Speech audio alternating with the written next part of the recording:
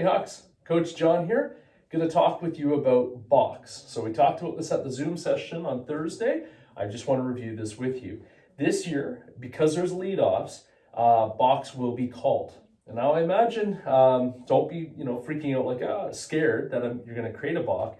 Often you'll get a warning, especially in the beginning part of the season. And then if it happens again, then it'll be called a balk, and then the runners each get a base. Okay, so if you had a runner at second and third, runner at second goes to third, runner at third goes home. We want to avoid balks. So I'm going to carefully go over this with you, just so that you're really clear on what a balk is.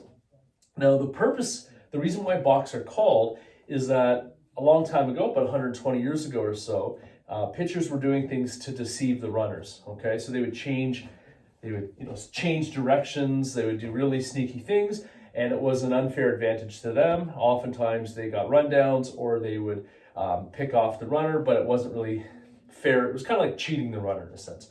So they came up with these rules called balk rules, and what that meant is pitchers have to follow certain rules when they're ready to deliver the baseball, okay? Especially when they come to the set position. So the first rule, this one's not going to be very common, okay? And if it happens, it's going to be a sheer accident. Okay, so you're in your set. This is where I want you this year too, okay? So when you're getting ready to pick up the signs from the catcher, and when you have a runner on base, you're going to have the ball and glove separated, and you're going to be looking at the catcher's sign, okay?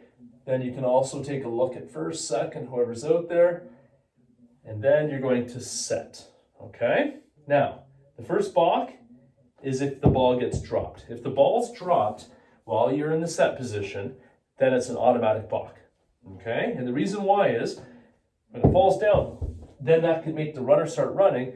The pitcher just has to get it, throw it to the base, and they got to run down, okay? Or they possibly pick him off easier.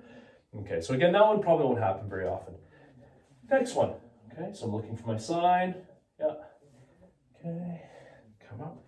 Now, at this point, I am no longer able to move any part of my body other than my head to look at the runners, okay? So if I twist my body in any way now that I'm in my set, it's a balk, okay? So I'm allowed to do this. I can look over my shoulder, that's fine, but no other part of my body can move, okay? That was the second rule. The third rule.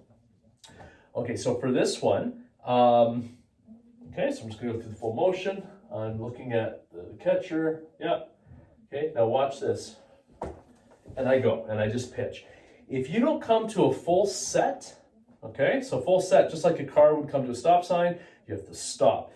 Pitcher, when he sets, he has to stop. Okay, there's no time limit.